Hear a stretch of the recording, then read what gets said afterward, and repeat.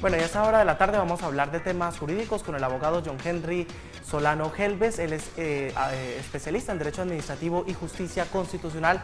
Abogado, muy buenas tardes, bienvenido a Zona F. Buenas tardes, Nixon. Bueno, vamos a hablar de un tema que es muy común en nuestro país, como es el proceso de alimentos. Pero vamos a entrar en contexto y explicarle a los televidentes en qué consisten los alimentos en Colombia.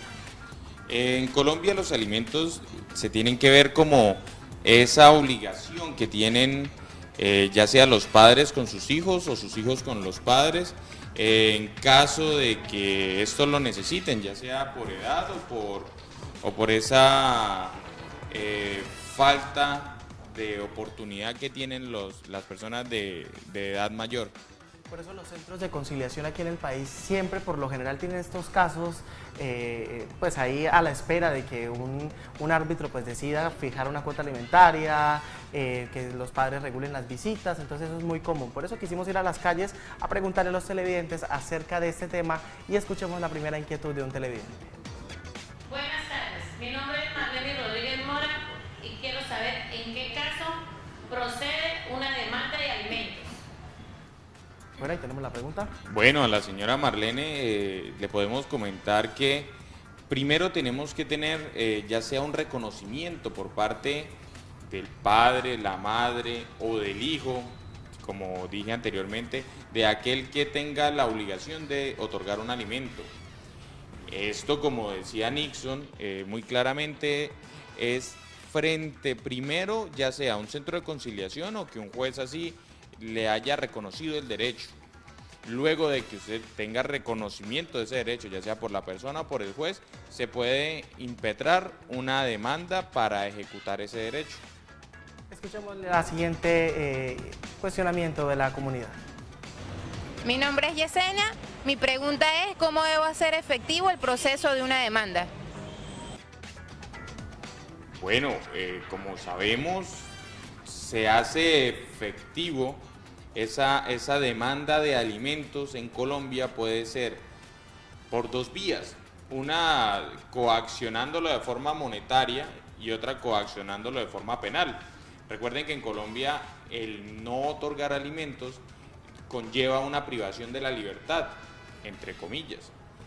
Y también por la parte ejecutiva, la parte dineraria, un embargo o un posible remate de los bienes que tenga esa persona que está obligada a otorgar los alimentos. Sigamos escuchando a nuestros televidentes.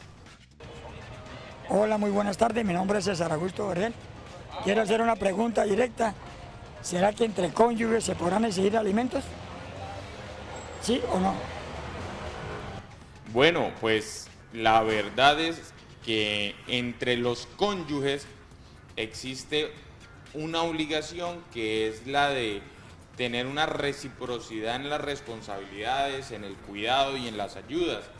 Si bien no se otorga una obligación de darle alimentos, digamos, por parte del juez, se supone que esa unión conlleva esto, inclusive siendo esa una causal de divorcio, tomándolo del modo en el que el no cumplimiento con esas responsabilidades puede conllevar a que se dé un tema que estuvimos hablando aquí la vez pasada, que es la liquidación de la sociedad conyugal y la cesación de los efectos civiles del matrimonio católico.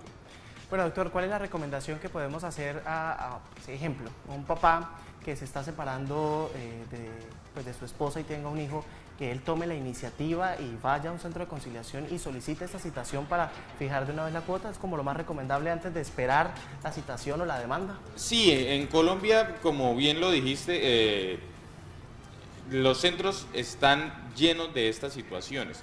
Inclusive tenemos centros de conciliación, las famosas casas de justicia y paz, que se crearon para todo este tipo de vicisitudes, además en Colombia donde tenemos esa falencia. Mi recomendación es que si están en el proceso de separación, de cualquier forma que esto sea,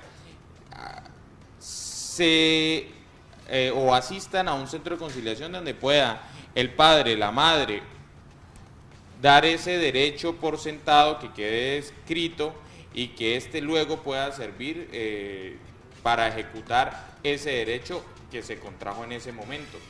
Pero recordar siempre que la responsabilidad siempre va a estar en cabeza del padre, con el que, un ejemplo, con el que no se vaya el niño, recordando que siempre, si se va con una persona, con quien se queda también está en la responsabilidad de otorgar los alimentos y no pensar que todo los va a dar la contraparte. Doctor John Henry, muchísimas gracias por habernos acompañado en esta tarde de Zona F.